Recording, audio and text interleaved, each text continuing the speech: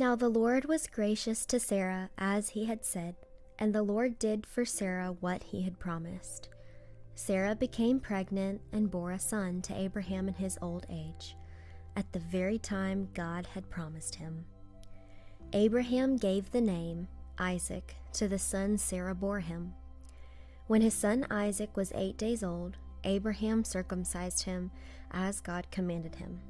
Abraham was 100 years old when his son Isaac was born to him. Sarah said, "God has brought me laughter, and everyone who hears about this will laugh with me."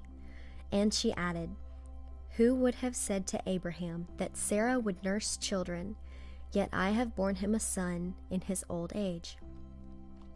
The child grew and was weaned, and on the day Isaac was weaned, Abraham held a great feast.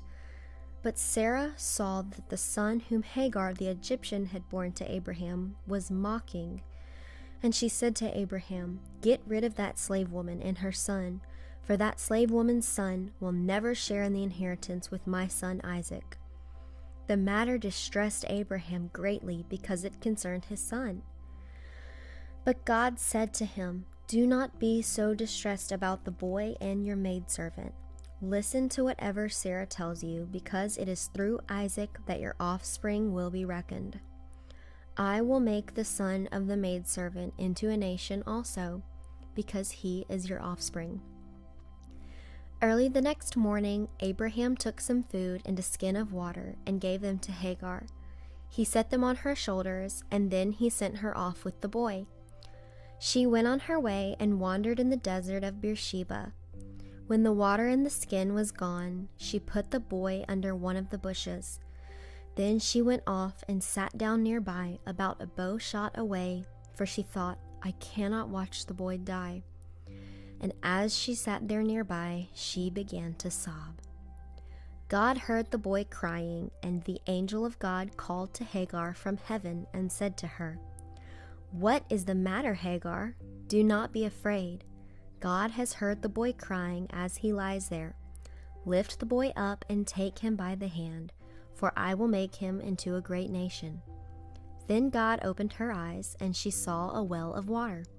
So she went and filled the skin with water and gave the boy a drink. God was with the boy as he grew up. He lived in the desert and became an archer.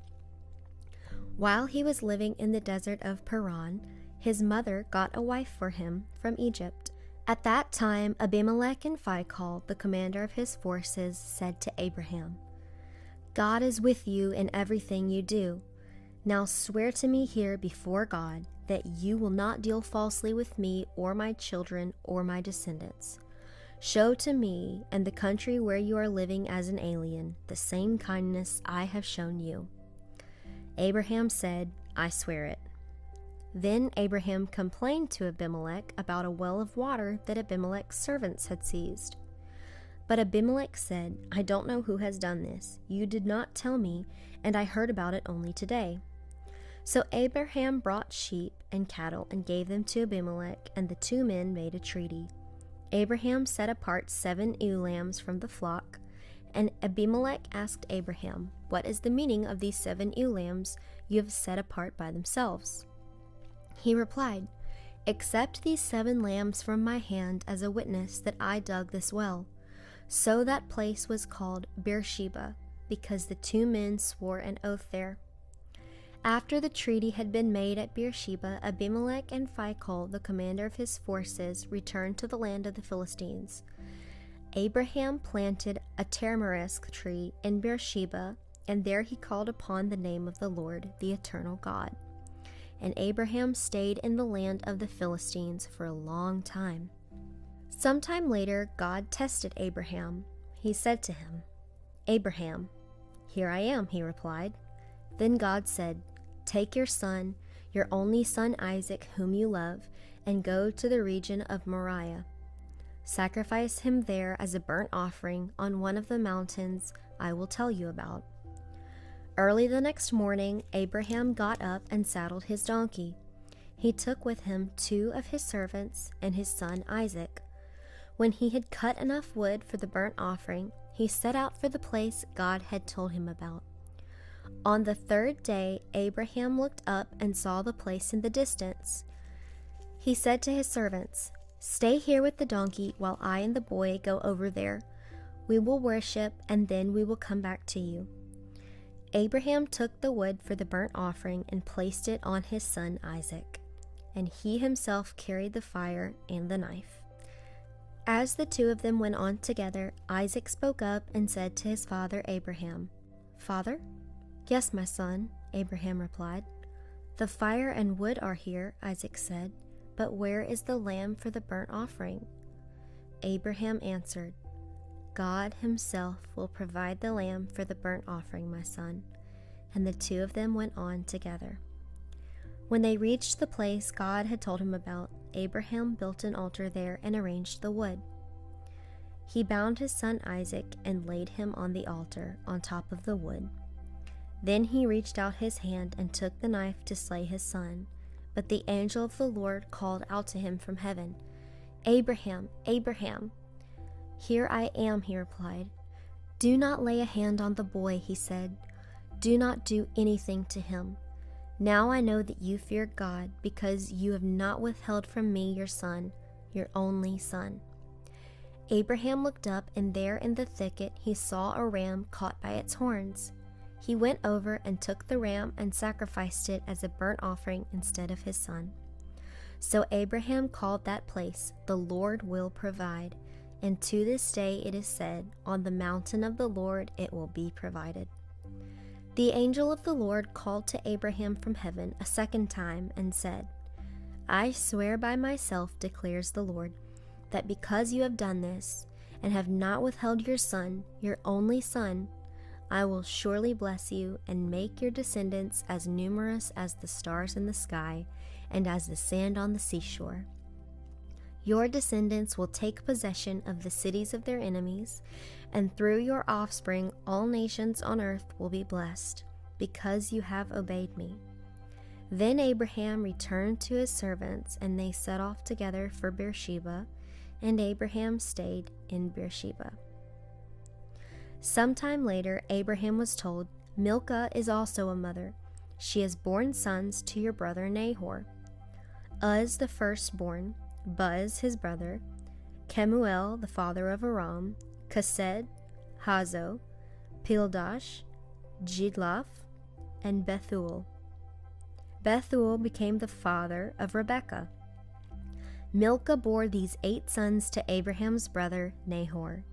His concubine, whose name was Reumah, also had sons, Teba, Gaham, Tahash, and Makkah. Sarah lived to be 127 years old. She died at Kiriath Arba, that is, Hebron, in the land of Canaan, and Abraham went to mourn for Sarah and to weep over her. Then Abraham rose from beside his dead wife and spoke to the Hittites. He said, "I am an alien and a stranger among you. Sell me some property for a burial site here, so I can bury my dead." The Hittites replied to Abraham, "Sir, listen to us. You are a mighty prince among us. Bury your dead in the choicest of our tombs. None of us will refuse you his tomb for burying your dead." Then Abraham rose and bowed down before the people of the land, the Hittites. He said to them, "If you are willing to let me bury my dead, then listen to me and intercede with Ephron son of Zohar on my behalf, so he will sell me the cave of Machpelah, which belongs to him and is at the end of his field. Ask him to sell it to me for the full price as a burial site among you." Ephron the Hittite was sitting among his people, and he replied to Abraham in the hearing of all the Hittites who had come to the gate of his city. "No, my lord," he said, "listen to me. I give you the field, and I give you the cave that is in it. I give it to you in the presence of my people. Bury your dead." And again Abraham bowed down before the people of the land, and he said to Ephron in their hearing, "Listen to me. If you will, I will pay the full price of the field. Accept it from me so I can bury my dead there." Ephron answered Abraham, "Listen to me, my lord. The land is worth 400 shekels of silver, But what is that between me and you?